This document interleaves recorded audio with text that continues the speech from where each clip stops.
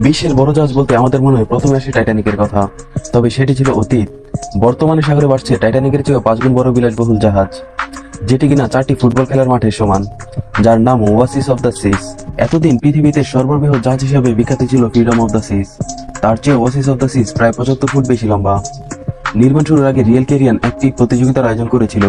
সেই প্রতিযোগিতায় বিশ্বের বিভিন্ন স্থান থেকে প্রায় 91,000 নাম সংগৃহীত হয়। বিপুল সংখ্যক নাম থেকে অবশেষে ওয়াসিস অফ দ্য সিস এই নামটি নির্বাচন করা হয়।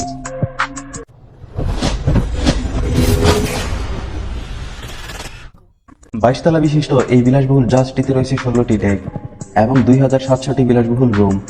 জাহাজটি একসাথে 6,300 যাত্রী ধারণ করতে পারে। জাহাজটি নির্মাণ করতে খরচ হয় প্রায় $1.5 বিলিয়ন এবং নির্মাণকালীন সময় লাগে 3.5 বছর। জাহাজটি নির্মাণের উদ্যোগ গ্রহণ করা হয় 2006 সালের ফেব্রুয়ারি মাসে। তারপর 2007 সালের 12 নভেম্বর নির্মাণ কাজ শুরু করা হয় এবং নির্মাণ কাজ শেষ হয় 2009 সালের 1 নভেম্বর।